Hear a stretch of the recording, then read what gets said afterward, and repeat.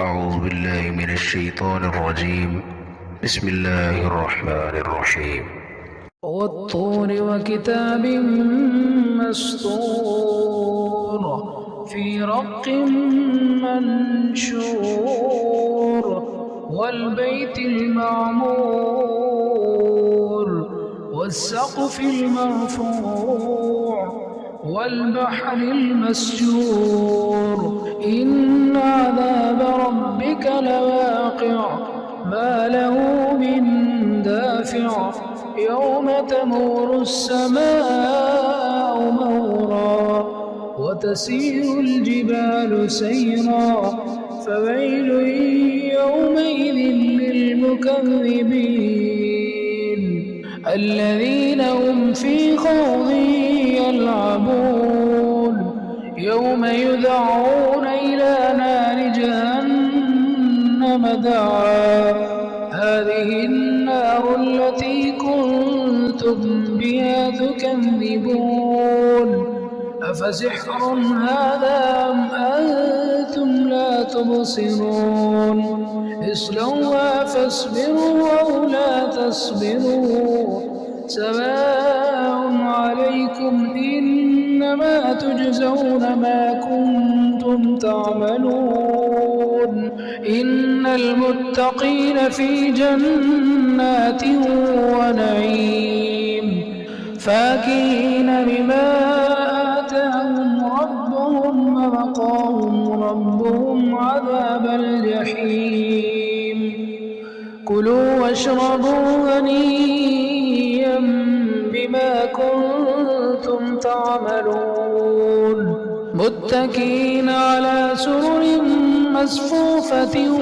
وزوجناهم بحور عين والذين آمنوا واتبعتهم ذريتهم بإيمان ألحقنا بهم ذريتهم وما ألتناهم من عملهم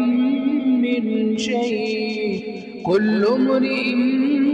بما كسب رهين وأمددناهم بفاكهة ولحم مما يشتهون يتنازعون فيها كأسا لا لغو فيها ولا تأثيم ويطوف عليهم غلمان لهم كأنهم لؤلؤ مكنون وأقبل بعضهم على بعض يتساءلون قالوا إنا كنا قبل في أهلنا مشفقين فمن الله علينا ووقانا عذاب السموم إنا كنا من قبل ندعوه إنه هو البر الرحيم فذكر فما أنت بنعمة ربك بكاهن ولا مجنون أم يقولون شاعر نتربص به ريب المنون قل تربصوا فإني معكم من المتربصين أم تأمرهم أحلامهم بهذا أم هم قوم طاغون أم يقولون تقوله بل لا يؤمنون فليأتوا بحديث مثله إن كانوا صادقين أم خلقوا من غير شيء أم هم الخالقون أم خلقوا السماوات والأرض بل لا يوقنون أم عندهم خزائن ربك أم هم المسيطرون أم لهم سلم يستمعون فيه فليأت مستمعهم بسلطان مبين أم له البنات ولكم البنون أم تسألهم أجرا فهم من مغرم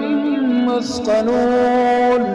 أم عندهم الغيب فهم يكتبون أم يريدون كيدا فالذين كفروا هم المكيدون أم لهم إله غير الله سبحان الله عما يشركون وإن يروا كسفا من السماء ساقطا يقولوا سحاب مركوم فذرهم حتى يلاقوا يومهم الذي فيه يصعقون يوم لا يغني عنهم كيدهم شيئا ولا هم ينصرون وإن للذين ظلموا عذابا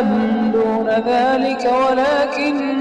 أكثرهم لا يعلمون واصبر لحكم ربك فإنك بأعيننا وسبح بحمد ربك حين تقوم ومن الليل فسبحه وإدبار النجوم